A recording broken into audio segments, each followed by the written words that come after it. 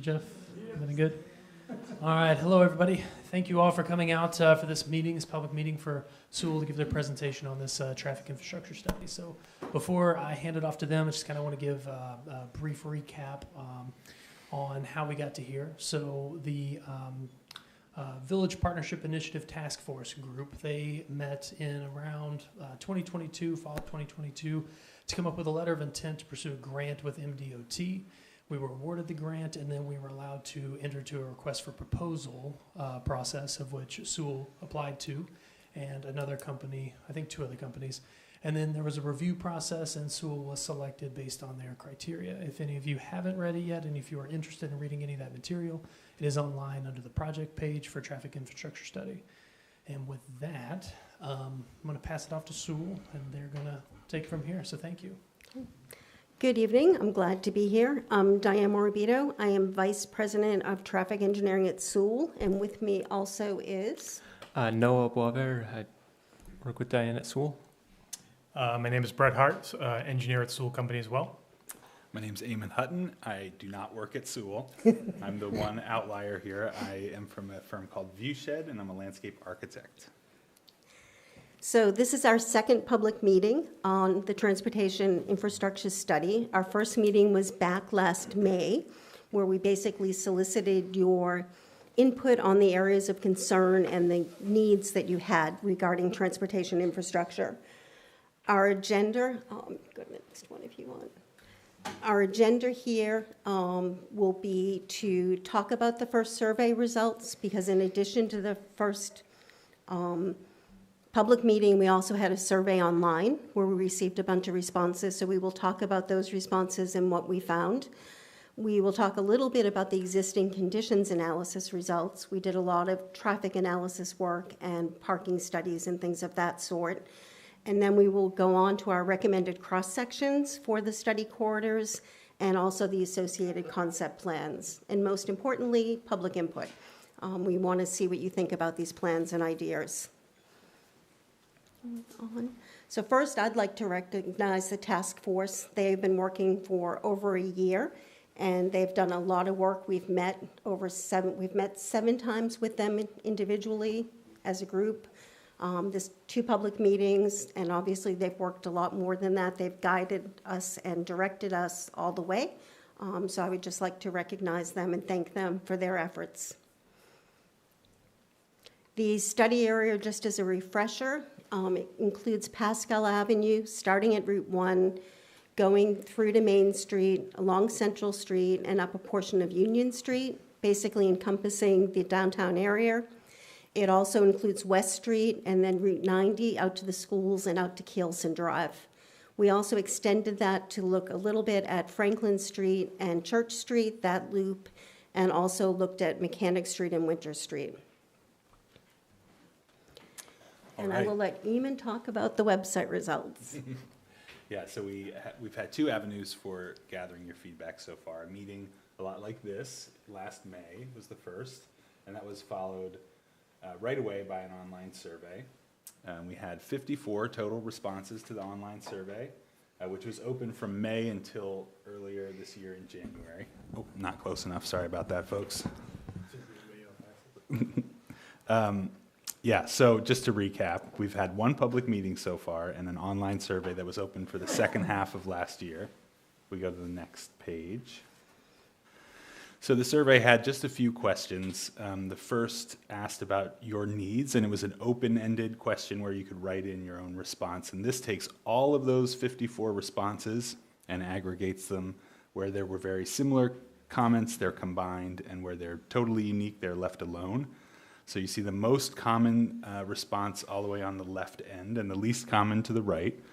We'll go into the top 5. You can see there's a real set of front runners here. But if we sort them by theme, blue represents non-motorized travel, so comments that had to do with pedestrian and bike connectivity. Green had to do with vehicular travel, like lane widths and parking. Pink had to do with safety or concerns around safety, and orange were other comments.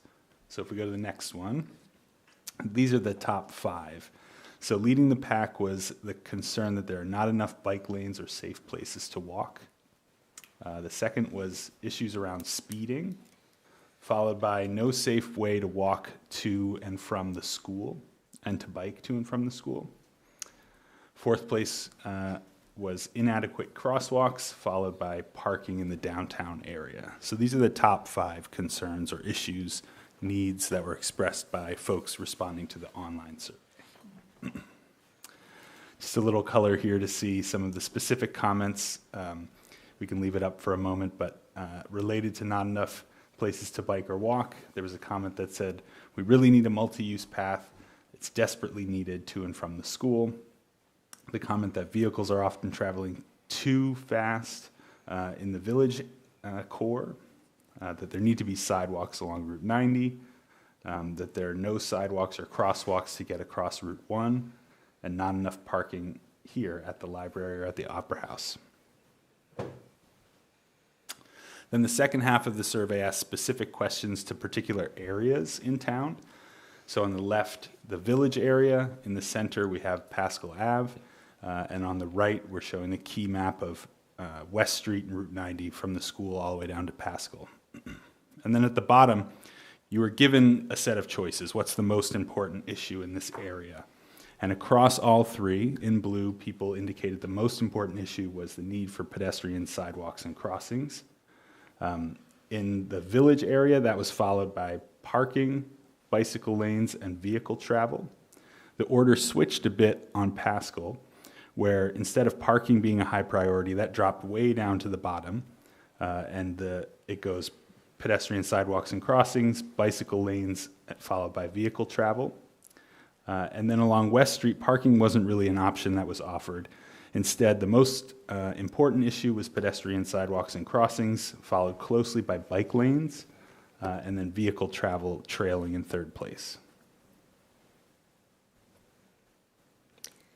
All right, take it away, Diane. Back to me. So we did do a lot of traffic data collection and survey information, and I just wanted to touch briefly on those because it does impact how we got to our recommendations. So in terms of safety, there were no high crash locations within this study area, and there were also no locations approaching that high crash area. So we had no real accident crash location issues. We did do capacity analysis of key intersections. Those key intersections that we did AM and PM counts under peak summer conditions included the signalized intersection of Route 1 and West Street and Route 90. We also looked at the unsignalized intersections of Route 1 and Pascal, Pascal and West, Pascal and Main, and Central, Russell, and Union.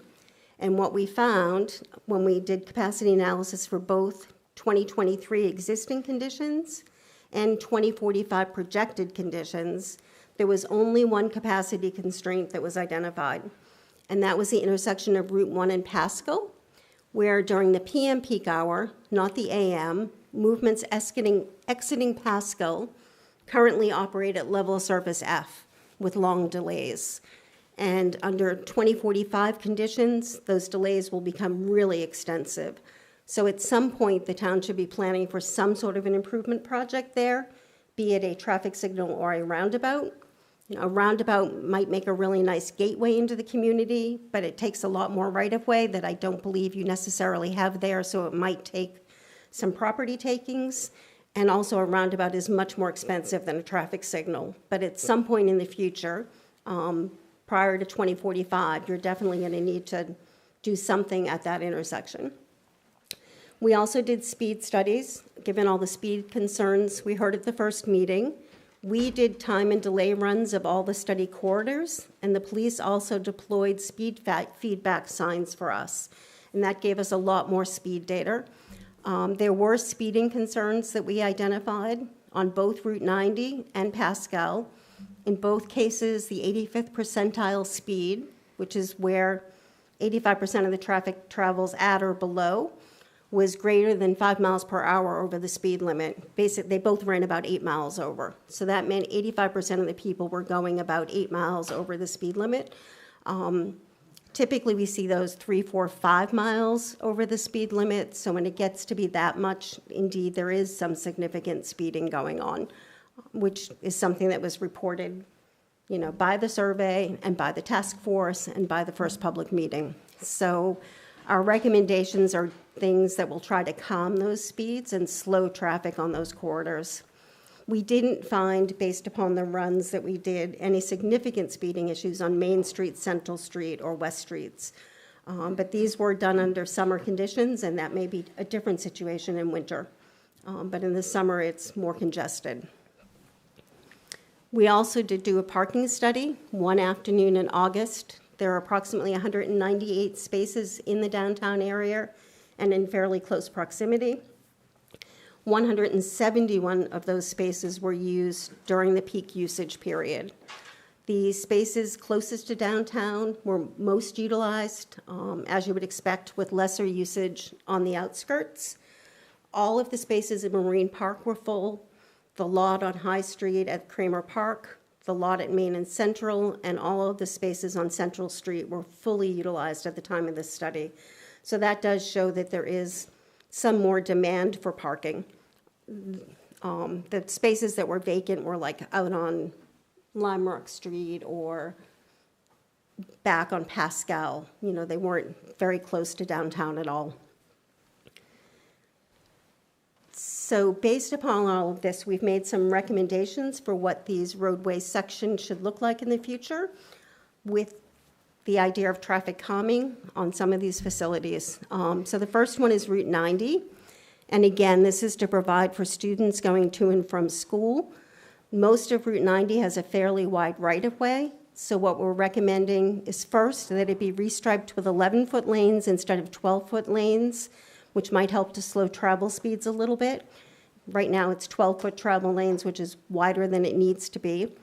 And then that a 10-foot multi-use trail is constructed along the side with an esplanade separating it from Route 90 that would provide for both bicycles and pedestrians to get to and from the schools. Just so everyone's, sorry, I'm just going to say, just so everyone's clear, the bottom panel represents the depiction of existing conditions. So what we're suggesting would be on the top portion. That's consistent with all the forthcoming slides as well. Right. The next one is Route 90 when we get near Route 1. At this point, we have less right-of-way, so we may need to get that path down to 8 feet, which is basically a bare minimum. We're going to try to get it to be 10 feet, but the right-of-way in that short stretch between Route 1 and the 4 homes that are there is a little bit narrower, so we may not be able to get a full 10 feet, and at that location, it would be curbside. There isn't room for an esplanade. So that short stretch near Route 1, this trail would be curbside instead of separated by an esplanade. Pascal Avenue, the section that goes from Route 1 to West Street, currently is already 30 feet wide. It's 29 to 30 feet the entire length. And there's a 5-foot existing sidewalk that generally is in pretty good condition. So this allows us to restripe that portion of Pascal to provide 2 narrower 10-foot travel lanes, which is fairly narrow, and that should slow your traffic speeds. And then we would restripe the shoulders for bike lanes and provide bike lane markings so that that also becomes, the driver sees the bike lane markings and also will slow, recognizing that there may be bikes out there. So that's a very low-cost improvement that can be done with very little money except for restriping and bike lane markings to create that section along Pascal. When we get around West Street, there's quite a bit of on-street parking occurring, and you do have a bit of a village area there, and there are some apartments that use on-street parking as well as a shop. So we would recommend here that we use the right-of-way to create some 8-foot parking pockets, some formal parking pockets. I would recommend the travel lane get a little bit wider to 11 feet because we'll have car doors. So instead of quite 10 feet is quite narrow. You don't want car doors opening into bicycles or whatever. So, and this section would be marked with sharrows. So instead of bike lane markings here, you would have sharrows, which is a marking that's used in the travel lane to show that you should expect bicycles. and that bicycles have the full right to use that lane as much as you do. So this section, and this was the same thing we're recommending downtown because you don't have width to add bike lanes, is that this section be marked with sharrows. When we get to the downtown section, from Bridge to Main Street, basically, or the Main Street section, the committee felt strongly from the very start that there should be sidewalks on both sides, and we've been meeting with MDOT as well to convey to them that it's important that the new bridge have sidewalk on both sides. So this section is proposing pretty much what you have now, which is a pretty wide travel lane because of the curve, and you have the high elevated sidewalk on one side, so you need some offset from that, but that we add a 5-foot sidewalk on the hotel side, where there is no sidewalk now, to connect towards Marine Park. And that will require a retaining wall because there's a steep slope there. If we look at the downtown section, again, this is very constrained. Right now, you have 8-foot parking lanes both sides, 11-foot travel lanes, which we're recommending no change to. But we are recommending a sidewalk on the opposite side from the hotel. And this will also require a retaining wall because there's a steep slope. There's a couple of telephone poles and there's tight right-of-way there. But currently, people who park on that side have no place for their passengers to get out. There is no place to safely cross. They're dumped in the middle of the road instead of at a crosswalk. So we feel it's really important for a downtown that you have sidewalks on both sides. So that is proposed to be added there, and the rest of it pretty much stays the same. But there is a short section by the park where there is a 5-foot sidewalk, but this would be extending it up towards the Opera House to that first driveway. And we'll show all this on plans in a minute. The next one is West Street, and this because originally we had proposed the 10-foot travel lanes to keep speed slow, residential street, and we had proposed bike lanes and the 5-foot existing sidewalk, but the committee felt that since we have a 10-foot multi-use trail up by the school, let's just provide a 10-foot multi-use trail along West Street as well, so that both bikes and pedestrians can use that trail. So here, again, we're proposing 10-foot narrow travel lanes to keep speeds low, a 10-foot multi-use trail. And then when we get to the RES site, it's pretty much the same section, except we're proposing some on-street parking there. We have more right-of-way there at the RES site, and the multi-use trail might actually, meander in and around the park a bit. It may not be exactly curbside, but there's some room there to add some extra on-street parking for the RES site. That's it. Yeah, so I'll continue on where Diane left off. So this is a plan view representation, so an aerial or a view that basically shows this perspective of the cross sections that we were just reviewing. So this is Route 90. It's cut off a little bit on the left, but it does anticipate the multi-use path extending to Keelson, the school drive. And it showed the green stripe represents what would be the grass esplanade between the highway and the 10-foot multi-use path. It does show the slight narrowing of the striping on Route 90 from the current 12-foot lanes to 11-foot lanes, and then the adjustment in the effectively the paint stripe, the shoulder width from 8 feet to 9 feet. So with the attempt narrowing lanes with the attempt to try to slow traffic down. There are, on the right side of the slide, there are a couple alternate paths. Well, one shows completely an alternate path to the elementary school.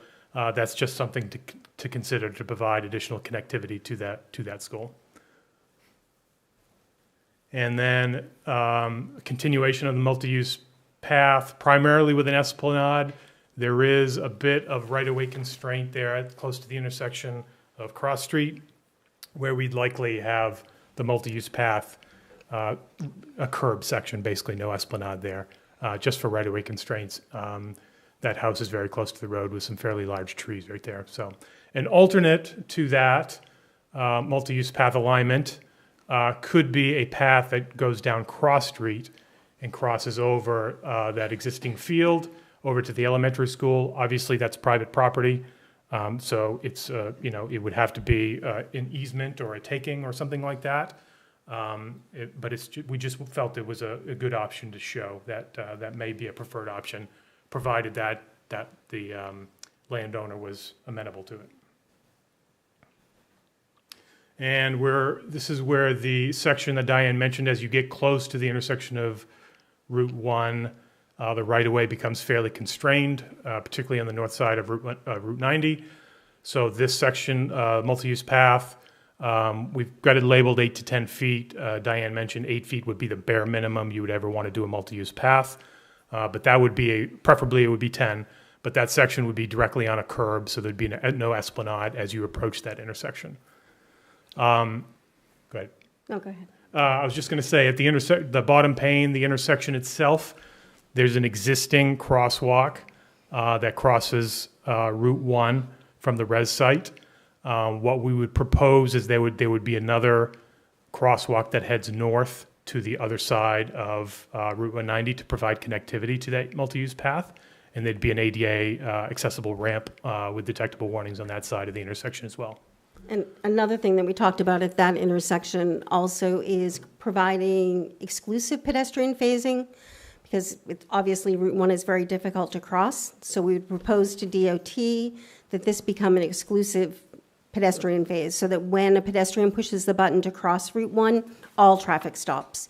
So they're not going concurrent with the traffic moving on the same side as them, but all traffic is stopping to let those pedestrians cross. So that is what we would recommend for that intersection. Yep. Okay, so the next slide depicts West Street. This is adjacent to the res site, where we're suggesting 10-foot lanes and parking, 8-foot parking along the park side of the facility with a 10-foot multi-use path adjacent to that. That's still in flux and could change, but that pathway could weave through the park. There could be a bunch of amenities and things like that. But as a suggestion, this would be the starting point, and then that multi-use path would continue with two 10-foot lanes, a 2-foot gravel shoulder or a 2-foot shoulder on the north side, and a 10-foot multi-use path directly on the curb on the south side of West Street as you approach Pascal. And so this is depicting, top pane is the intersection of Route 1 and Pascal. Effectively the same footprint that you've already got. It's effectively a restriping project. So you would have 10-foot lanes. Again, that's narrowing the travel lanes. 10 feet is fairly narrow. In fact, DOT wouldn't let you go any narrower than that. So that would be the bare minimum, which should calm traffic down to a certain extent. And then it's a little hard to see, but if you see the little white symbols effectively in the shoulder, that would be the formal bikeway, or the bike travel lane. So it would be 4.5 to 5 feet in width. Again, within the limits of existing pavement, so it's going to vary a little bit. But you have the pavement width to accommodate this cross section all the way up to West Street, which is great. And there's a crosswalk proposed. Crosswalk, yep, sorry. Proposed at School Street. There's not one there now, and it's approximately 400 feet from the one at Route 1. So we would propose a crosswalk there. And all of these crosswalks on Pascal, we're recommending that they be equipped with the rectangular rapid flash beacons, so that push the buttons and you get the visibility. Actually, can you go really quick? Where's that? It's 10 slides. Just You're getting a sneak preview of Yeah. the rest of the slides. so that those pedestrian big flashing signs, that they can push the button to make it really clear that somebody's crossing that crosswalk. And they really increase visibility, and they really reduce accidents at crosswalks. And they're solar powered, which is They're solar which is powered, great. and they're pretty inexpensive. They're about $15,000 in installation, but DOT's had a program lately where they get them at a bulk cost and sell them to towns for their cost, which even reduces it to less than that. So continuing on Pascal towards West Street, this is where you start to see, as you go to the east of West Street, you start to see the parking pockets with anticipated bump outs to provide kind of a formal pocket for that parking. The 5-foot sidewalk is effectively what you have now, but it would be directly on a curbed adjacent to the 8-foot parking stalls, maintaining, that's 11-foot travel lanes through there. Correct. And you can see the Sharrow symbols that Diane had mentioned. So those are kind of like a bike symbol with two chevron arrows in front of it that, again, it gives reinforcement to the driver that, hey, there's more than cars and trucks on this road. You need to share the lanes with bicycles. So crosswalk. Sorry about that. So see crosswalk at Pine Street. I know from the last public meeting there was discussions and a kind of a desire to have a crosswalk at Ship Street as well. Unfortunately, there's rules on how closely you can space crosswalks, and DOT's fairly firm on that. Not fairly firm. Very They are firm. firm on that. And those two streets are close together. So what we've done is provided the crosswalk at Pine Street and Harborview across the way, and then are suggesting a sidewalk heading back southwest to provide connectivity to Ship Street. So while the crosswalk wouldn't be directly at Ship Street, you would still have formal pedestrian connectivity there. You'd have a sidewalk to get you from Ship Street to the crossing.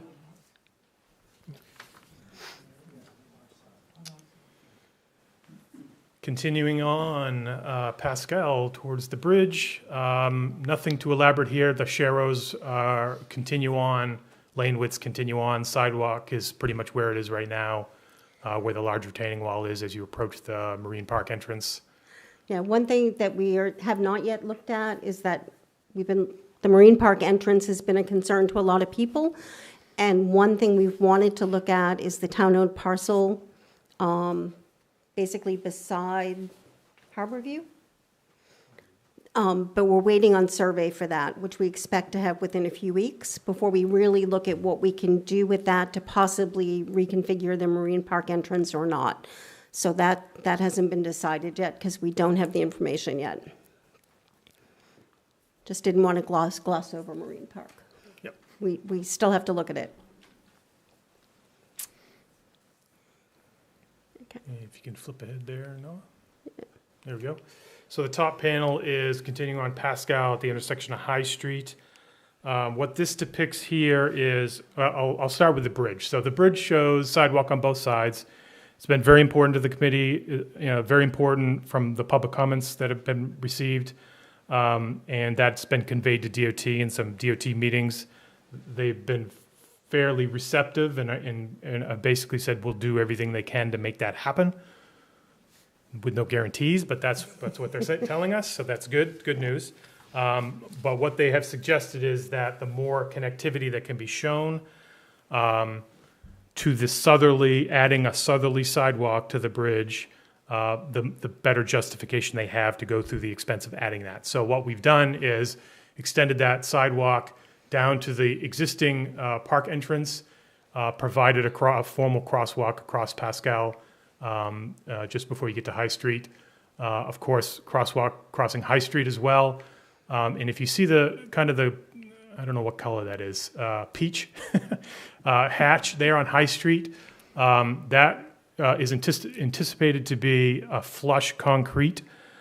So it's a visual, cars will tend to stay off it, but it will allow larger trucks to drive on it if they need to. So the attempt there is to try to formalize kind of 90-degree up that intersection a little bit more than it is now, and try to make it so cars don't crowd that side where there's limited sight distance. It's kind of hard to see past that retaining wall there. So Would still let the boats and trailers turn around if they had to, but So the full width is still there, but the visual inclination, especially for passenger cars and trucks, would be to stay off that area and keep on a narrower section of High Street. So two sidewalks, one on each side of the bridge, extending across to downtown, where there currently is the stairs leading up to the sidewalk on the north side. We are showing a formal ADA ramp, so it'd be kind of a switchback ramp. There's a little bit of work and survey that would need to be done to make sure that's actually feasible and ADA compliant. But we are depicting that, noting that it's, from an ADA perspective, that would be a very important feature to have that crosswalk lead to an accessible way to get onto that sidewalk. Let's see, on the southern, on the lower pane there on Main Street, we do show the formal, where there's existing parking here, we anticipate maintaining it with 6 formal parking spots, a crosswalk crossing Main Street. Do you want to touch upon Franklin now, or? Yeah, we can. So Franklin Street, we had originally looked at, there was talk of trying to put parking there. We went out and field reviewed it. It's very narrow. It's like 16 feet wide.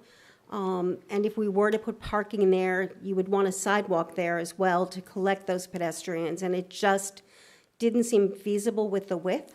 And because the width is so narrow, it's really not safe technically for two-way travel. So what we were recommending is that it be a one-way loop up Franklin and out Church, just because it is narrow now. I know when I was driving it this winter, as I get to the top of the hill, wouldn't have wanted a car to be coming around down the hill at me. But that's just our recommendation as a way to make it safer. And we had also heard from people and confirmed in the field that there is a sight distance restriction if you're trying to pull out of Franklin Street because of that building block to the right and parked cars. You really don't have adequate sight distance. So this is primarily just for safety reasons, that because you don't have good sight lines and you don't really have great pavement widths, that it would be better served as a one-way. But it wouldn't be providing any extra parking or anything of that sort. It would just be one-way traffic flow. We can go to the next one, Noah. All right, so the top pane is Central Street. I think the important thing to show here is while there already is parking on both sides of the road, the issue with on the north side of Central Street, there's no place for pedestrians to go once they park there other than to just cross the road, which is not a particularly safe thing to do. So we're proposing a sidewalk, 5-foot sidewalk directly adjacent to the parallel parking. There are right-of-way constraints there. There's grade constraints there. It's a very steep hill. So that if you recall, the cross-section does show a retaining wall there. That's one option. Again, there's property issues here that would have to be contended with. But that would be our recommendation for pedestrian safety. Crosswalk stays in its current location, crossing Central Street. Parking striping would be modified a little bit to provide the appropriate offset from the crosswalk to the first parking stall, but effectively maintaining all the parking that you already have on Central Street. The bottom pane extends up Union Street and shows the library where we're sitting, but the multi-use path would be directly on Union Street, directly adjacent to the curbing. We label this as 8 to 10 feet, realizing that there are it's a very tight right-of-way in this location. Again, property concerns. You may need to go down to 8 feet, and there may be, in the design process, may have to get into some property. It would have to address property concerns. And it's also matching an 8-foot multi-use trail. So this is extending up to the existing multi-use trail, which is only 8 feet. So it doesn't necessarily need to be wider for that short distance if it's connecting to an 8-foot trail. But to provide connectivity to that, Right. This was, we felt was an important component of the planning.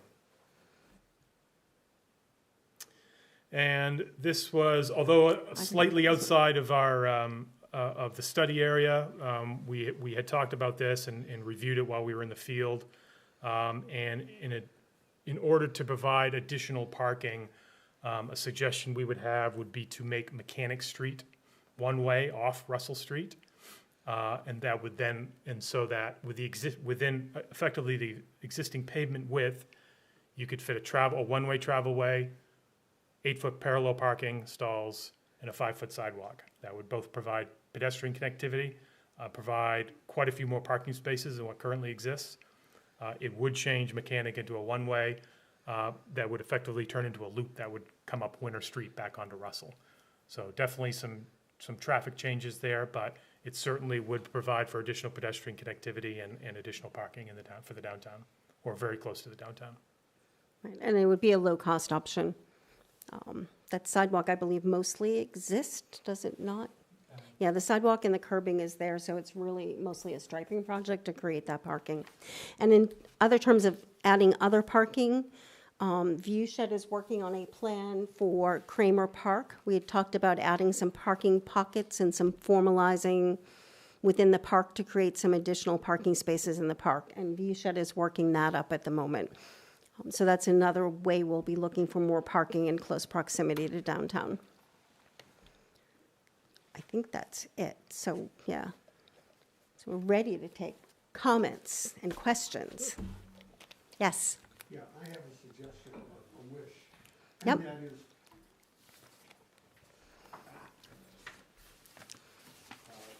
Jan Rosen, I live in Rockport.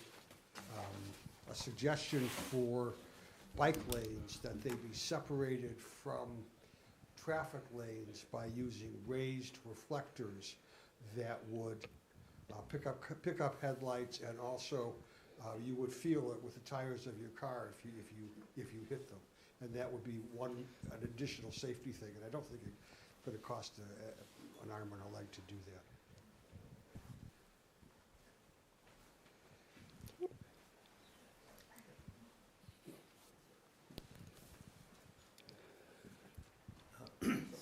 Jim Chalfant, who live in Rockport. I have a question regarding the one-way on Mechanic and then routing that traffic, making the loop up Winter Street. Okay, so Mechanic is a fairly straight street, about a 24-foot width. Winter Street has a 90-degree curve, and it's about 16 feet pavement. It's already difficult to get out onto that street because people come flying up there way too fast. And the idea of routing all of the traffic that now goes up Mechanic onto Winter Street, for me, would be absurd. Yeah. It would be, I mean, there's two options for it. If indeed it's narrow, it could also become one-way. Could become a one-way loop. So, and that would cut your traffic volume in half. Typically, when you go to a one-way street, you reduce your traffic volume because you only have cars going in one direction instead of both. So an option would be, if it's narrow and you don't feel it's good for two-way traffic now, that could also become one-way out. How would you feel about that? I still wouldn't like it. Still wouldn't like No, it, okay. I would not like it because, number one, people don't observe a realistic speed limit on it now. Mm-hmm. And if you route all of the traffic coming off Mechanic, it will simply be worse. I mean, I happen to live on that corner, and I back into my driveway and garage because I'm terrified. If I backed out, I'd have been hit 10 times already. And it does not give me a good feeling to think that the traffic on that would be even greater than it is now. Yeah, I don't think it would be greater. It could indeed be the same or less if it became one-way, but Well, I respectfully disagree with that. I'm Bob Lawrence. I have a question and then a comment. Did you collect data on pedestrian usage in the village? Or did you just collect vehicular data? when we did our traffic counts, we also recorded pedestrians. So we do have that information. But if they would record them where they crossed a street, it wouldn't record them just walking down a sidewalk.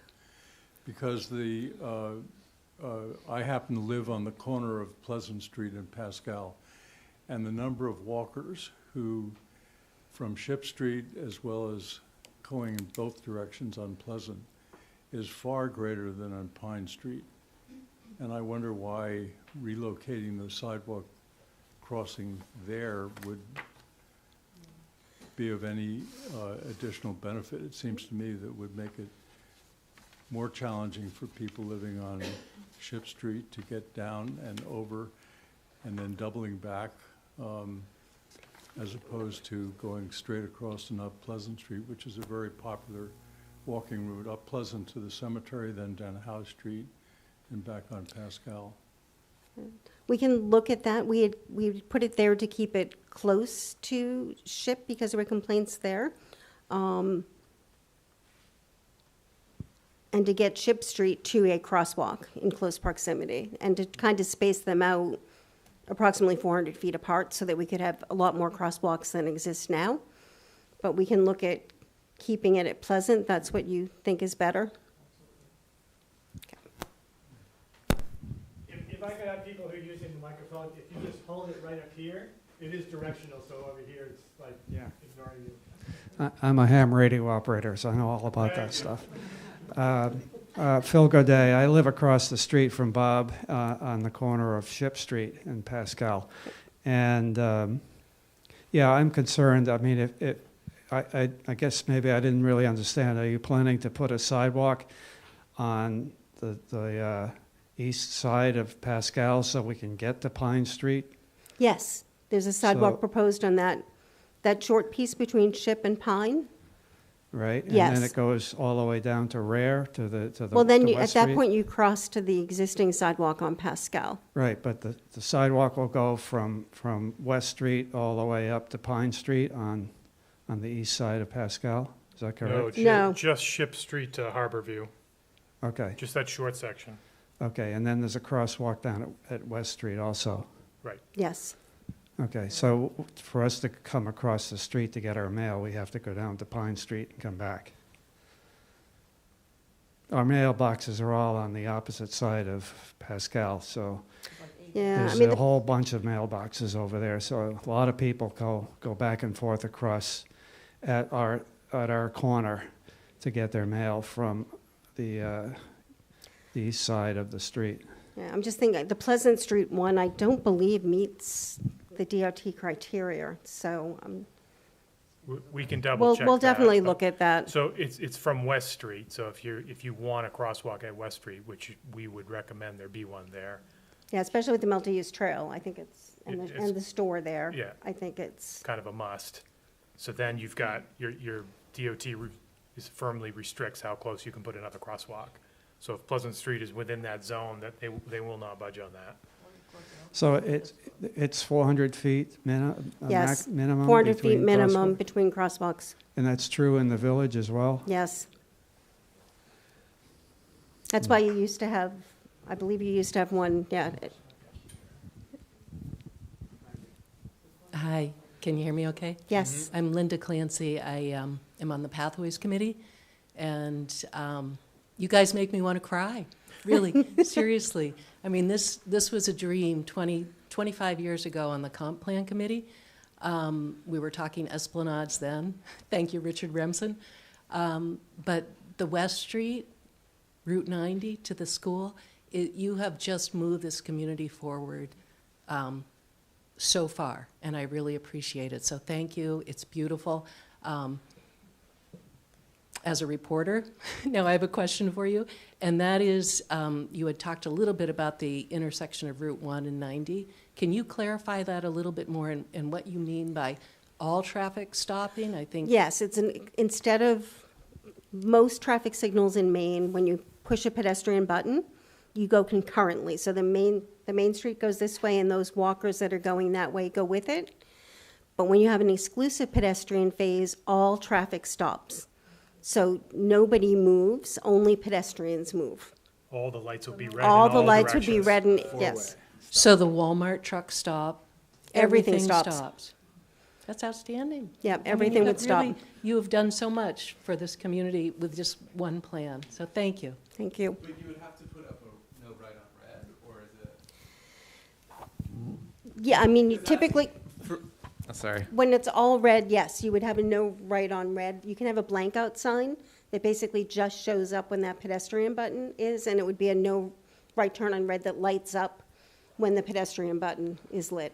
Okay, yeah. So you could maintain right on red when The rest of the time. pedestrian phase isn't active. Yeah, because even that, the existing crosswalk, it's a pretty hairy crossing of the street because trucks will just come and make that right-hand turn. Right, you have that right turn. So that would be, okay, And there yeah, yeah. isn't a blank out or a no right turn on red now. So, yeah, that would definitely improve that situation. Could you cross diagonally? Yeah, that's not. I saw you. Yeah, will you allow crossing in all directions then if it's all stopped? I'm not sure DOT would allow that on Route 1. We recently did it on a project in downtown Belfast. In a downtown, I think they'll allow that. I'm not sure they'd allow it in that location. Yeah, I think the best thing to do, yeah, I don't know. We could look at that some more. I mean, it would make sense to just go diagonal if we did exclusive and not make them cross two legs. I'll look at that. Can I ask? One more question. Is there any talk of speed limit decreases? Especially, you said there was an issue on 1. On Pascal and Route 90. Okay. So Pascal, people have been asking for a 25-mile speed limit instead of the existing 30. We would recommend, once it gets restriped to those narrower lanes, that is when the town asks DOT to do a speed zone study and reduce it.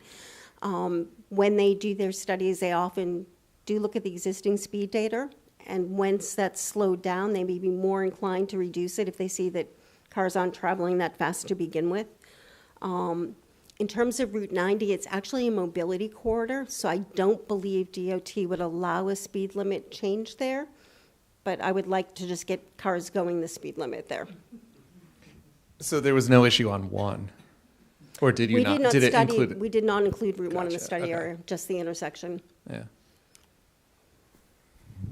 Hi, Hi. Emily. I'm a Rockport resident, and I'm also the operations manager at Aldemere Farm in Erickson Fields. So I have interest at both ends of this study.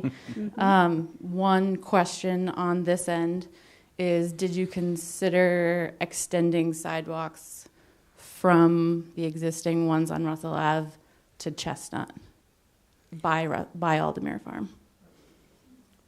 Or bike lanes or what have you, but extending this study to between the two downtowns there. Basically, our study area didn't include Russell. We had the intersection of didn't, Russell, no. but it did not include Russell. Yeah, I would encourage that as a follow-up. And then on the 90 end of this study, I would be interested in talking to you about the possible access to the schools through that field and the constriction at that house across the street from Erickson. And also, did you consider a crosswalk at Erickson, because a lot of kids go from the schools to programming at Erickson, as well as kids on the cross-country team running those trails that go all the way to Beach Hill? Yeah, we didn't consider a crosswalk on Route 90, mostly because of the speeds. I think DOT allows them on 45 and under, but I can look at that some more. Again, this is We'd have to our check that, preliminary yeah. recommendations, but I'd be a little hesitant, only that I know the speeds are greater than 45 there. So I'm not sure I'd want to encourage crossing. It's 40. To 45. Yeah, it doesn't go above 45. Right, I but would the highly actual encourage speeds looking at are that greater than, the possibility. actual speeds that we were getting more like. That's not our problem. Yeah. I don't, yeah. We will look at it. Jenny here. I'm thoughtful about Route 1 going south to the intersection of Route 90. There's one lane there to turn right. Most people go into the overflow lane to turn right on red because the traffic gets backed up the hill a lot, especially in the summer. It's backed all the way to the top of the hill most times. I'm trying to picture that big truck turning right, and I want to understand a little bit more about this green area that you plan on putting on the right side of Route 90 as you turn off of Route 1, how that all fits. It's kind of a little confusing without somebody pointing on that chart up there for me to really get it. Yeah, we're not proposing any changes to the lanes, although I have looked at that. So the existing lane use is southbound on Route 1. So which is southbound? Okay. So if I'm going southbound and I'm going to turn right onto Route 90, there's a median strip. You can see that black tongue there. There's a median strip there. There's most trucks go over that median strip. Yeah, they do. So the question was whether or not you're going to have a sidewalk on the north side of that Route 90. There'd be a wide multi-use path. So that's a continuation of that overflow trail, that overflow lane, that extra lane that comes down the hill on Route 1? So there's this would be, if you're coming down the hill, there's the left turn lane that brings you here. There's the straight and right turn lane, and you're saying people go over the white line into that third space? Oh, absolutely. So Most people. This curb line is on the outside of that. Yeah. So And the all multi-use three trail of is- those southbound lanes are open. So you're proposing taking a piece of land to the right of what's existing? It's within the right-of-way. If you look at the dash line on that, the right-of-way is fairly wide, so it's not taking any property, it's within the existing Route 90 and Route 1 right-of-way. Not to say there may not be a need for construction easement or grading easement. These are conceptual plans. Well, what I was So- concerned about was pedestrians, really, with the big trucks turning there. I was just concerned about people. Sure. Especially, I mean, that's like huge. Well, again, that's where we're recommending, though, that anybody on that crosswalk, that when that's occurring, that no vehicles are moving, so that that is safe, so that they get up on that multi-use, curbed, raised, multi-use trail. So it's not at grade level, it is curbed and raised. Oh, okay, that helps understand. Thank you. Yeah. But I started to say also that we have looked at that intersection, and currently it is striped southbound as a left and a through right. It would function better. There are very few left turns now with the school gone there. It would function better if it was a through left and a right turn lane. But it would require a realignment of the whole intersection so that, because currently, right now, you have a northbound left opposite a southbound left. So it would have to be realigned in order to change those lane uses, but the intersection would function much better. So that's something we're looking at as well. Thank you. I just have one more question. So I want to understand a little bit more about the transition between Mechanic Street and Russell, specifically because I walk that road quite a bit. And when we say there's a sidewalk there, right now you can walk the sidewalk, but in the summertime, almost all the vegetation covers the sidewalk until you get to that point where that telephone pole is and you have to turn left.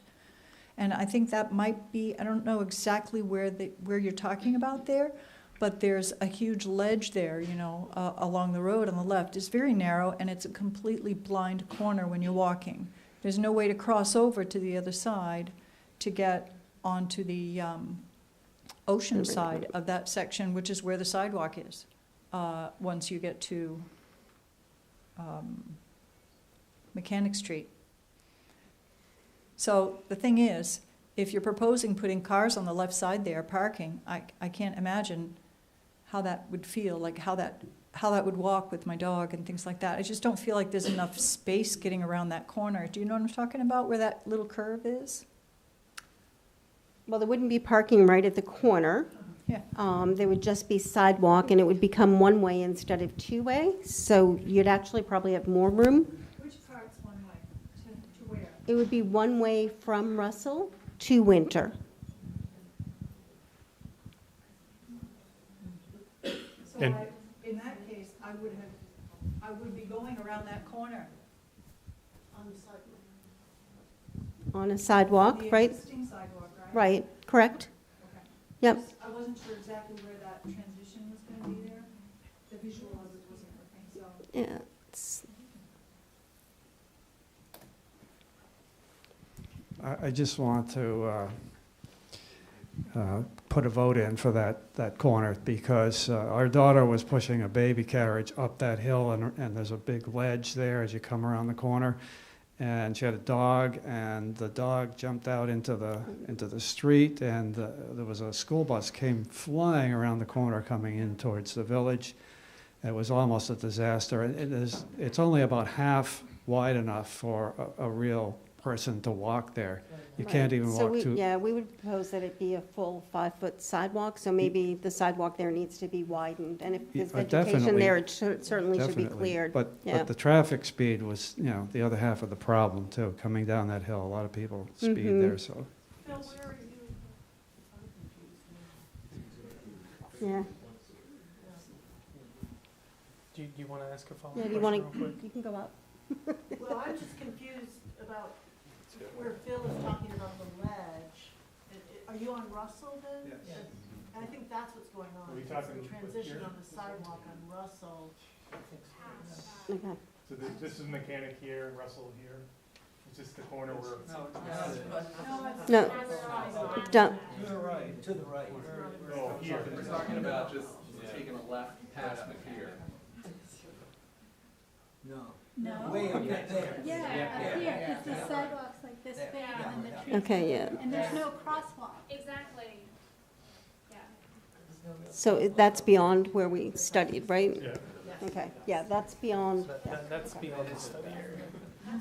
So there'll be no changes to that area, is what you're saying?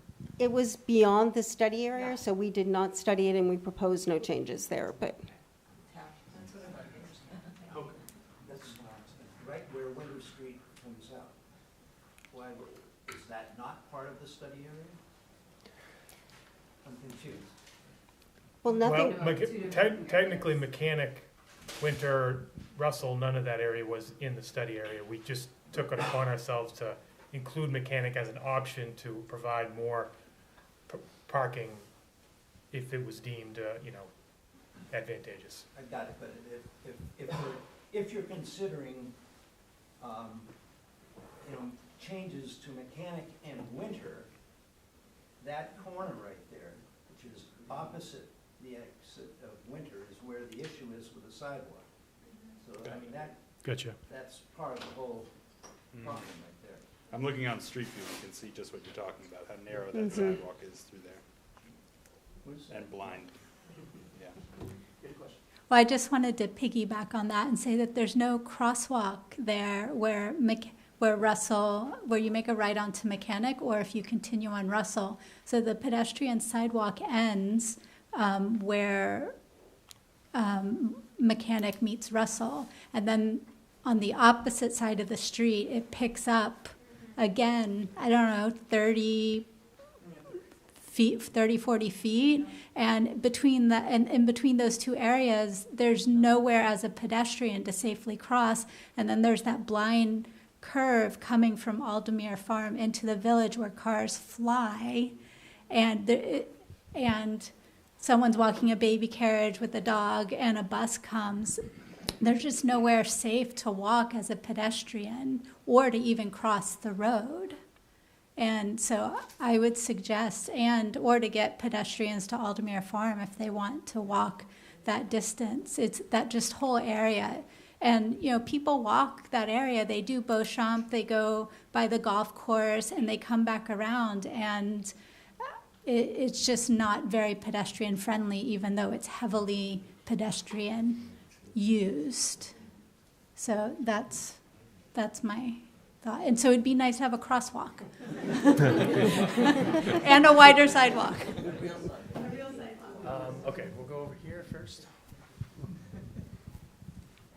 This is just a follow-up to Emily's point back out on Route 90, across from the high school. And I understand that Route 90 is a mobility corridor, and it's very hard to discuss this with the DOT. But there is a housing development, Forest Glen, across the street from the high school, which a lot of kids live there. So it's always been a topic of discussion. How can we get people from the high school across? And from there was at one point a path that was to go from the end of Forest Glen over to Erickson so that people could, especially the cross-country skiers and bikers and so forth, from the high school. So that is still a valid concern of the community.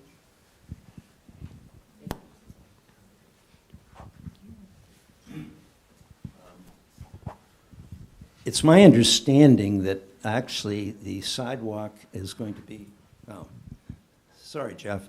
It's my understanding the sidewalk is going to be continued, not right away, but from Doug Coles to Calderwood Lane, no further.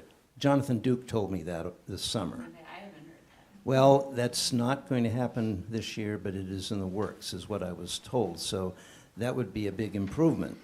But going the whole way to the farm, maybe not. I have one other question. When I come down the hill from south and turn onto Pascal at night, I find that island sometimes really hard to see.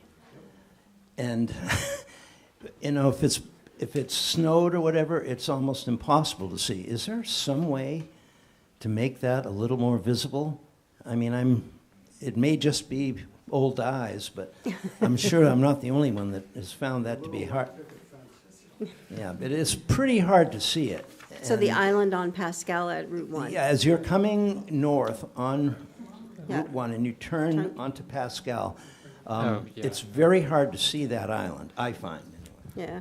I think ideally, that whole intersection should be squared up a little bit more. And again, like I said, I think major improvements are going to be needed there, like a traffic signal installation and maybe dual lanes coming on the Pascal approach. So, yeah, something's going to need to be done there, and island reconfiguration is probably part of it.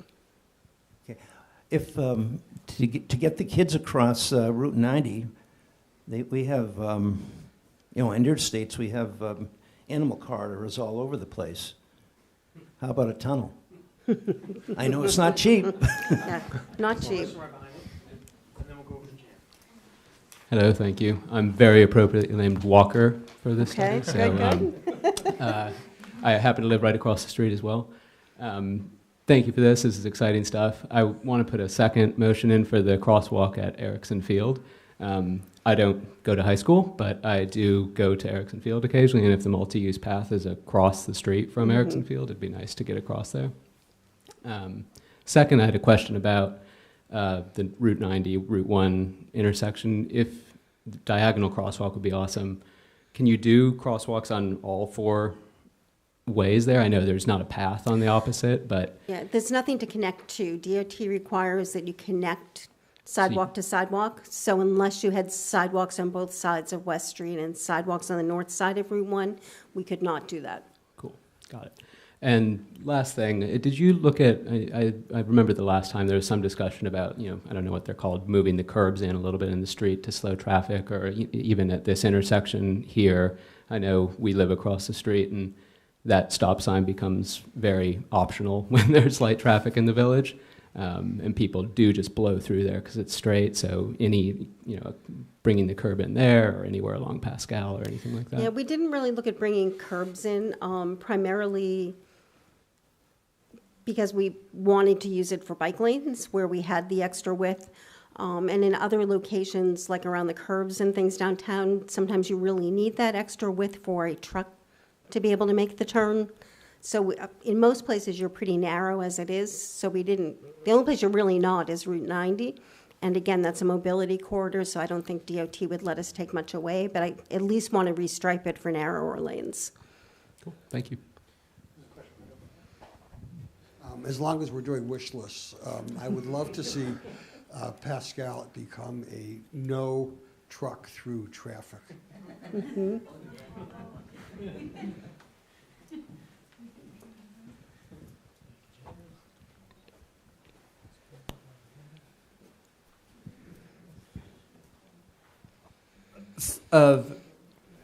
Did the Route 1 and 90 intersection, so obviously that's going to become a park on the southwest side, east. Southeast. Did you take any of that into consideration as far as, were there recommendations to the future park as far as how they could mitigate traffic or anything like that, or is that a whole separate kind of? It's separate, but I'm leading that process, so it's overlapping in a good way. The park design process is still in the early phase. Sorry, the park design process is still in the early phase, but we're very open to opportunities to calm traffic along West Street, to introduce parking, to provide good access to the park. So here in this study, just making sure that we have the right width for that and the connectivity east to west for pedestrians is sort of the minimum that we're ensuring here, and then that gives us a great place to jump off from with the park. So there might be on-street parking, there might be the opportunity to take that 10-foot path and weave it into the site and introduce, park landscaping around it. So yeah, the two processes are really talking to each other. Gotcha. Yeah.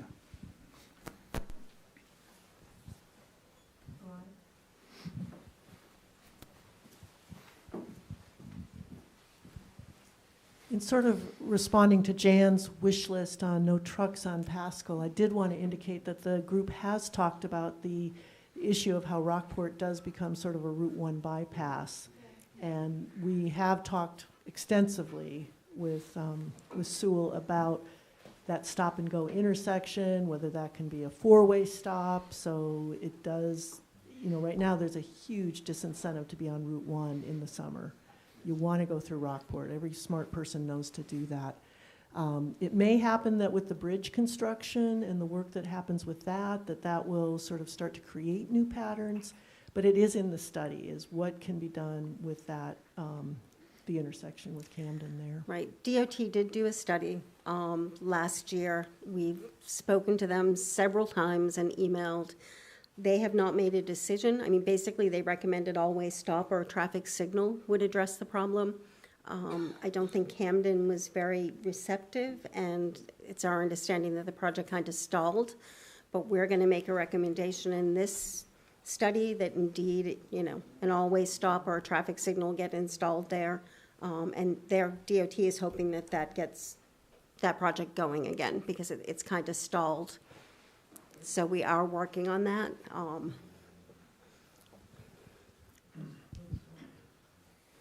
So there were a couple of questions online. Okay. From William Levy. So I'm just going to kind of go right down the list. There's 4 questions listed. So does this proposed plan include addressing the storm drainage grates along Pascal Avenue? They are low, will cause hazards to the bikers. I mean, if indeed they're low in a hazard, then they probably should be raised, yes.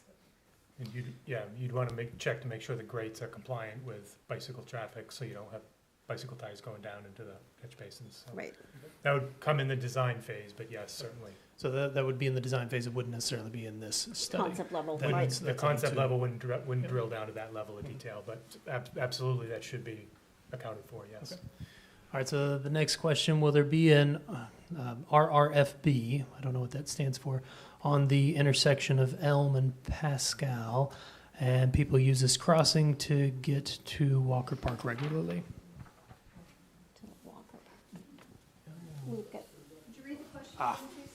Sure. The question was, will there be an RRFB, which is a rectangular rapid Yes, flashing beacon? That's our recommendation, Okay, yes. so yes. That all those crossings on Pascal have them. Okay. And then another question, are the proposed esplanades on Pascal going to be redone, or are you just showing this for sake of the plan? The esplanades we're not redoing. It's pretty much to show where the existing is and where the green space is. So, yeah. Plan clarity, I guess, is, yeah. And then the last question, there's very few left turns except for the people that live down in Rockport Village. I guess it's a statement. Probably southbound on Route 1, I'd Probably assume when we that's. talked about southbound Oh. on Route 1, yeah. Oh. There are very few left turns, just a handful. And that's all the questions online so far. So anybody, there's another question over here. I have a question about these RRFBs. I was just wondering, do they click and beep and make No, all no. kinds of noises No, for the people they're- who live there? These ones don't make noises, they just flash when they're activated and not all the time. Thanks.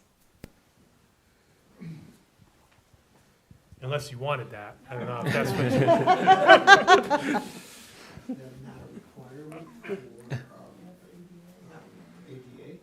For traffic signals it is. I don't believe it is for RRBs. For a traffic signal, they have to be Audible. audible. Bless you. Bless you. Just to change gears a little bit, you talked about parking and your survey, and you talked that it seemed like almost all the spaces when you were looking were filled up. How many spaces would this plan add? And overall, what is your impression of the parking situation in town, and what can be done to address it, to make it feel like it's more comfortable to park here? I mean, like we said, we were proposing the additional spaces on Mechanic Street. I'm not sure how many that is, maybe a dozen. We're looking for parking pockets in the park. I'm assuming that's probably at least another dozen spaces, Sure, yeah, along the street. at least. And then, do we have someplace else? Formalizing the parking pockets along Pascal. Pascal probably Yeah. wouldn't add any, but it would be a more formal parking arrangement. You could tear down the hotel. Yep.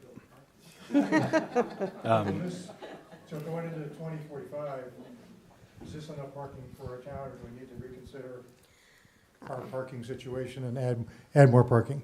Yeah, we did not project parking into 2045. That will depend a lot upon what your land use does. We just projected traffic volumes, which is what DOT requires us to use a 20-year out study year. So the traffic analysis was 2045, but parking, we're just looking at your current conditions, because we don't have a crystal ball as to what's going to happen down there. So we have an opinion. I think we saw that you could certainly use some more. It would make it easier for people to visit and shop, and and that's what we're trying to do in close proximity. There aren't a lot of I mean, you do have the park. Kramer Park's a great location to add it. My understanding is Marine Park was built with federal dollars that limit what you can do there, so you really can't add parking at that location. You have all the parking you can have in the wharf area, I think, or the, harbor area. So you don't have a lot of other opportunities, so that's why we thought the Mechanic Street was an easy one, pretty close by, especially if you've got an Opera House event going on. It would be close proximity parking. I wondered about the Franklin Street one-way. If that's a 16-foot travel lane, why couldn't you have a lane of parking on one side? You could have a lane of parking, but what we found is then you couldn't also have a sidewalk to get those pedestrians down the street. So you'd have a travel lane, a parking lane, and then you really need a sidewalk, and it's just so narrow. Plus, you're parking on a very steep hill, Yep. which I'm not sure is recommended either. Yeah, unless you're up on Church Street. Unless you're in church, right. I think there are some other things that we are looking at as a town in terms of parking that weren't part of this study. Right. We've got the boat storage area down below, and maybe there's some better ways to use that space for the benefit of the town. All things, we're very aware of the lack of parking. Any other questions? Over here.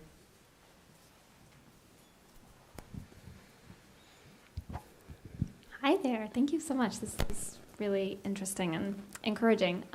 Wondering if you looked at the crosswalk that's literally right here coming to the library. I happen to sit in an office overlooking that crosswalk, and I see basically a quarter of the traffic doing a U-turn right over that crosswalk right now, especially since the hotel has been opened. I'm very concerned. I see a lot of kids walking from the downtown with musical instruments walking up the street and coming to the library. Because of the way the crosswalk sits and the way the parking is in front of the Opera House, it's very difficult for cars to see smaller, shorter people, and I see them almost hit quite frequently. So I'm just curious if you looked at sort of the angle of that crosswalk maybe, or maybe having one of those RRFBs there potentially. Can you just describe the U-turn? I'm not entirely following how you're. Well, it's not. I don't know if I don't think it's a legal U-turn. I'm not sure. There's no signage, but people are doing a U-turn. They're coming up the street from downtown, up Central, and then they just do a U-turn and turn back around. Go It's right because back down Central again. They probably want to park on the other side, yeah. Yeah, it's very common, extreme, like everyone does it. It's really common. And because of that, if you're doing a U-turn, which again, I think that should be considered if that's legal or not. There's no signage, so people assume it's legal. The U-turn has to be over the crosswalk, right where I see many, many children crossing. So just hoping you can consider that. Yeah, we've looked at it some. It is longer than I would like it to be, and it is not necessarily the best. I mean, ideally, you'd want it to be swung more out towards Central Street for greater visibility, but that makes it even more angled, and you want them to be 90 degrees. So I have looked at it. I didn't think there was much I can do with it, but let's look at it some more. Maybe marking it with RFBs would be helpful. Yeah, that's what I was Yeah. wondering. Cool, thank you.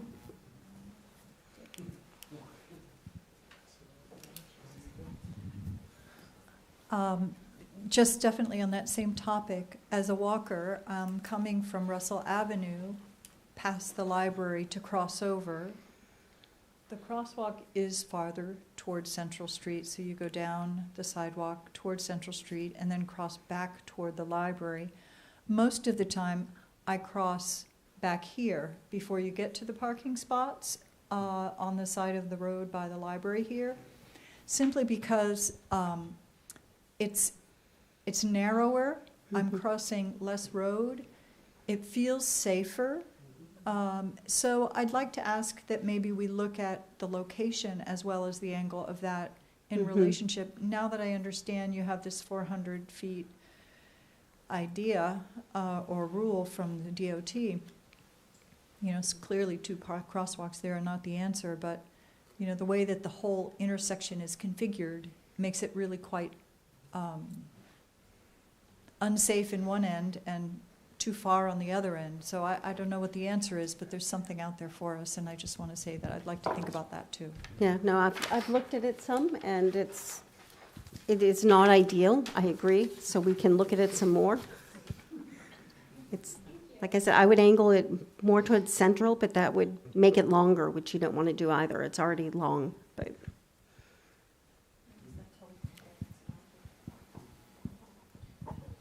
I'm curious if there's enough room to put a roundabout, like in front of the library. Right. It was why don't pretty we much just that way help 'em out? before, right? Wasn't it pretty much a roundabout before almost? It was like a mini roundabout. Can we put it before, back? Right? Yeah, it wasn't, Yeah. it got treated as a roundabout by people who didn't know how to. But it really, yeah. Because cars do come up Central, sorry. And if there's no parking, they do need to turn around to try and get parking on the other side of the road. And there's nothing that facilitates that.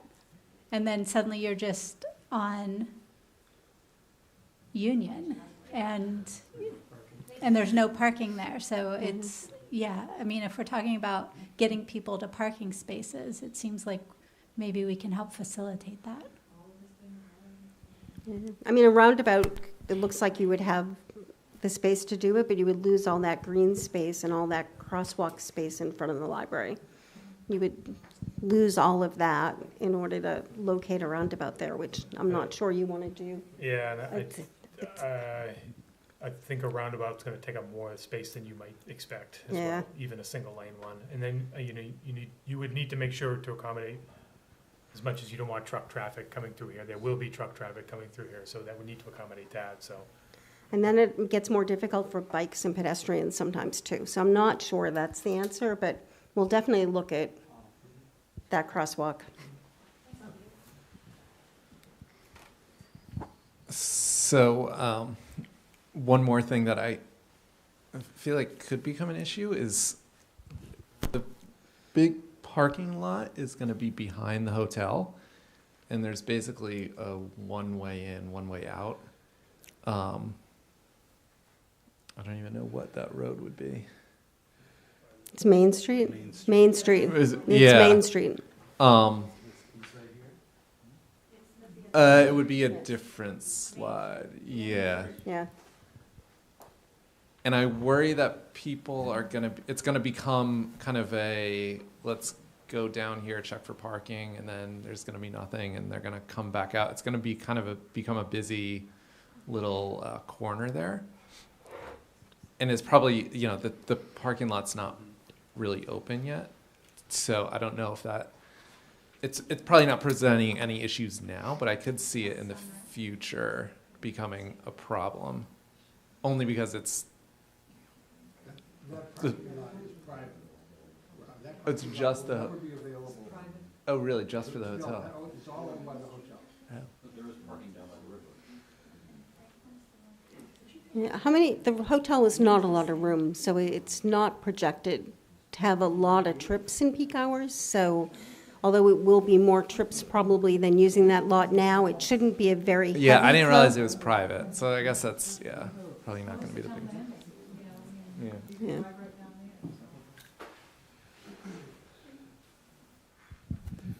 Good evening. Thank you for all your hard work and the committee's hard work. It's very much appreciated for the town. Microphone, closer. Yeah, it's very much appreciated, all your hard work. This is the first time I've ever spoken at a meeting in the entire time that I've lived here for 20 years. But I just think it's imperative that you just review again specifically how many crosswalks you have on Central and how many you have on Main, because it is, the running back and forth is quite severe. And I just want to understand why an additional sidewalk is being added on the other side of the bridge. Is that a DOT requirement, or is that just a request? It is a request from the committee that Yes. there be another sidewalk there. But could you just clarify as to the access then, so that, because there is continuous running back and forth on Central and Main.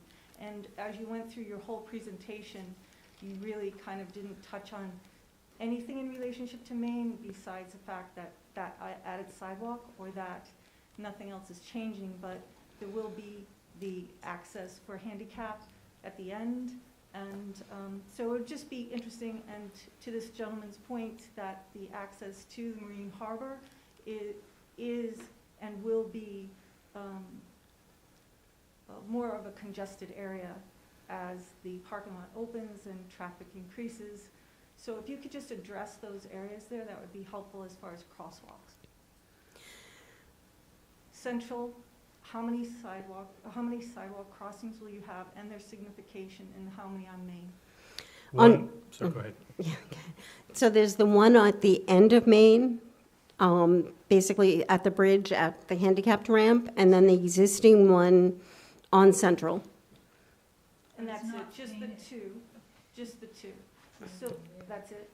Correct. Okay, so the old one that used to exist right near Franklin Street, you will be taking that one away. That one was taken away already by DOT. And so when you come around Main Street, it is a blind curve for traffic, for pedestrian, for everyone. And so that crosswalk down Central is quite far, and doesn't have any recognition to find it, because with all the cars that are parked, you cannot see it. And to address that other, I'm sorry, I don't know names, but another individual said about children, the children are never seen. You can't see them at all because of all the parked cars. So will you have a designation for the crosswalk on Central Street, like you will on Pascal? We did not propose the RFBs downtown because there's usually so much going on in the downtown, but we are proposing that the parking be removed away from the crosswalk. Currently, it's very close, and that's actually against our manual on uniform traffic control devices. It requires that there's no parking within 20 feet of a crosswalk. So we're proposing that that parking be pulled away from the crosswalk for greater visibility, but we were not proposing RFBs at that crossing. So will you have signage as to where your crosswalk is on Central, so that when we do have tourists? Well, you're going to have sidewalks on both sides, so people they'll be on a sidewalk all the way, so that they'll walk their sidewalk until they come to a crosswalk. They won't necessarily, Unfortunately, that does not happen now. Only possibly residents will abide by that, but beyond that, everyone just runs across the street at any point. well, because there's no sidewalk to collect them, they have to run across the street now. If they park on the opposite side, they have no choice but to cross the street at that location. So if we give them a sidewalk to collect them, they should be able to go back to the crosswalk to cross. I don't think I'm making myself clear, so I'll pass on the microphone and I'll keep Okay. Thank you.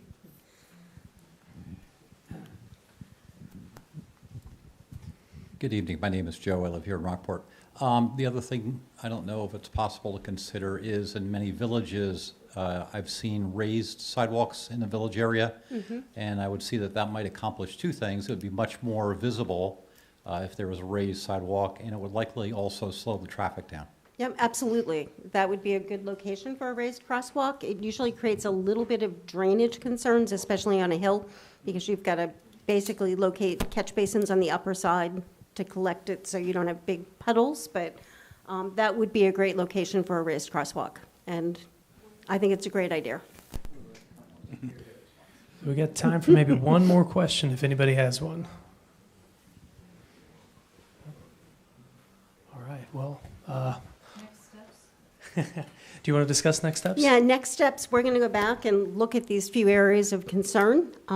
We are going to finalize the plans. We're going to bring them back to the committee, and they will review them, and then we'll create a final study report that the town will use to go forward, applying for hopefully DOT funds to accomplish a lot of these things. And there's also a new survey to take. Yes, Right. the new survey, it did go online Yes, today. so the new survey, it's on the town website. If you go to projects, traffic infrastructure study, in there you will see a link to a new survey. So please You go can and comment on all of these cross-sections and renderings and give us your feedback. What is your timeline? Timeline, we had originally proposed to be done by the middle of April, but we're not going to have that survey as quickly as we hoped of the lot next to Marine Park. So it may be more like May, but we'll be done this spring. Springtime. So to stay tuned on future progress, if you're not signed up for Civic Ready, sign up for Civic Ready. If you are, thank you. You can also pay attention to our website, onto that project page. That's where we'll post everything coming up, okay? Well, thank you, Sewell, and thank you, everybody, for attending.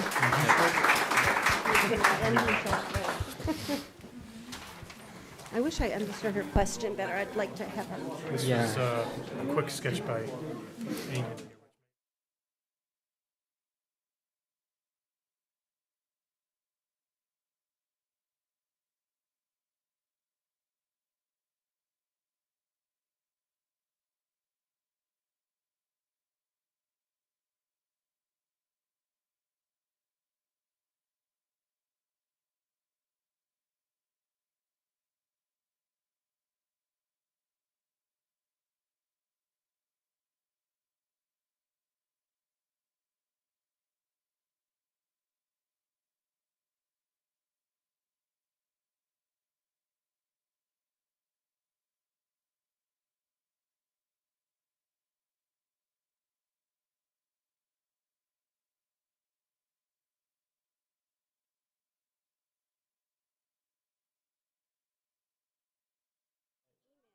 Yeah, we couldn't email it, but I'm not sure if there's some other way. Well, we can go But we wherever you're could- comfortable. You could try. Well, it's just transferring it over because the PDF will be too large to email. Yeah, this is a PowerPoint right now.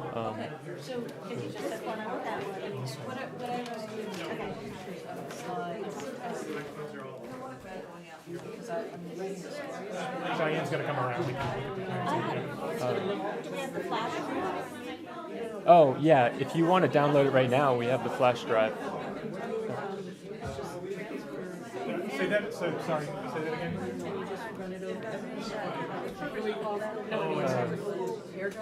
I got you. Oh, I don't have, yeah, this is not Apple, but, yeah, I have, you don't have a USB? Oh, do you have a Lightning? Because I have a docking port.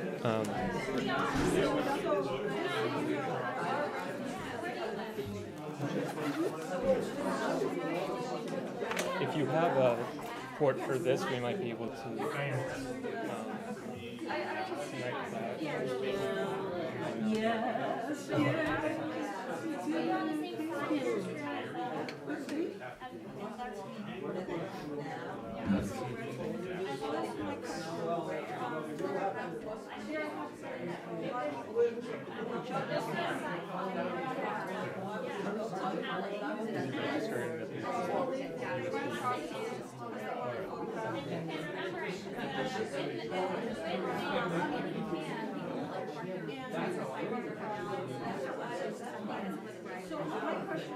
No names.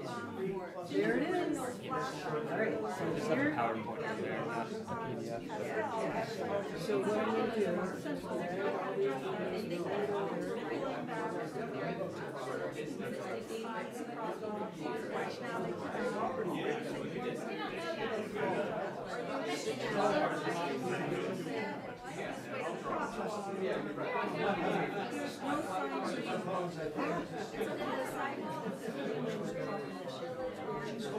Ideally, they should be able to see.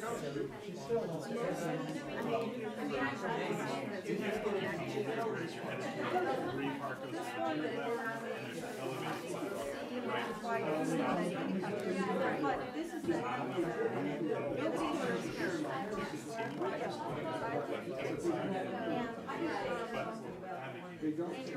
Ideally,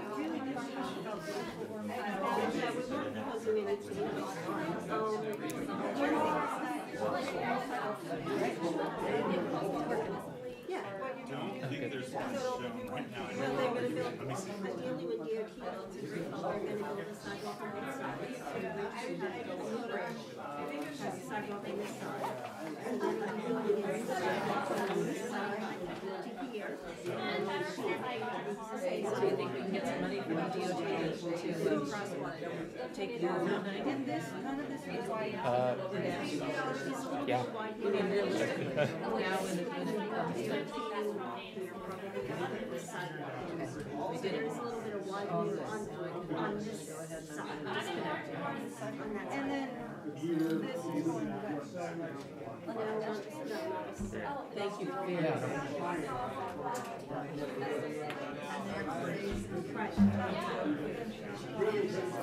Eventually, but not now. So you know that last time.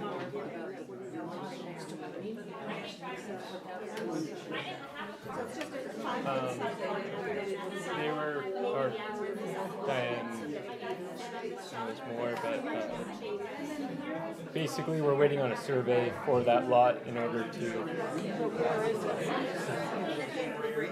Where you just pointed out. Where it is? So it's right next to Harbor View. It's this lot right here. This is the new house. Yeah, that's the new house. So it's this one in between that house and Harbor View. There's a lot here.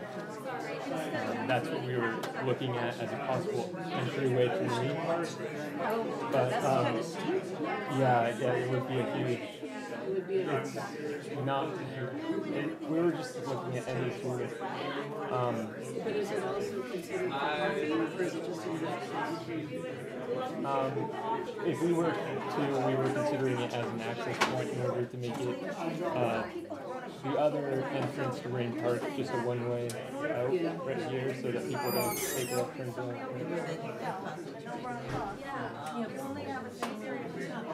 But I have a question. I have a question. Yes. I have a question. I live right at the corner. I live on Pascal Ship. I started my house on Pascal. It's a concrete Ship drop off there, we're taking off from the sidewalk to the road. So we wouldn't even have the option of putting a crosswalk in here if we wanted to.